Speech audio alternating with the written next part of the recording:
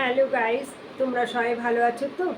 আজ তোমাদের কাছে মন্ত্র নিয়ে আলোচনা করব। কেমন? শ্রীকৃষ্ণের মন্ত্র শুরু করার আগে লতার ডায়েরি চ্যানেলে যে সমস্ত বন্ধুরা আছো তাদের সবাইকে জানাই স্বাগত। আর যারা আমাকে কমেন্ট করেছো তাদের প্রতি রইল আমার আন্তরিক ভালোবাসা।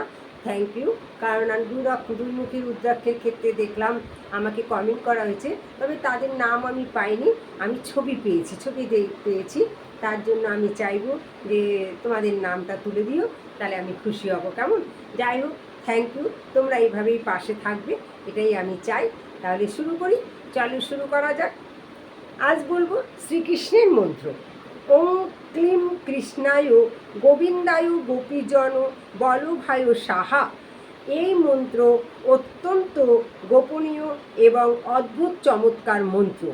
ভগবান শ্রীকৃষ্ণকে আহ্বান করার জন্য এটি সর্বাধিক সুগম ও শক্তিশালী মন্ত্র। শান্ত মুদ্রায় কমপক্ষে 108 বার এই মন্ত্র উচ্চারণে সাধকের মাথার পিছনে পঞ্চকোণীয় এক আলোক জ্যোতি উৎপন্ন হয়। এটি ত্রিভুজাকৃতি রূপে প্রকাশ পায়। ভগবান শ্রীকৃষ্ণকে সাক্ষাৎ করার জন্য এই মন্ত্রের অমোঘ শক্তি আছে। তাহলে বুঝতে পারলে যে শ্রীকৃষ্ণের মন্ত্রের উপকারটা। তাহলে বন্ধুরা, আজ এই পর্যন্ত। পরবর্তী ভিডিওতে আবার তোমাদের সাথে দেখা হবে। আজ আসি, টাটা, বাই।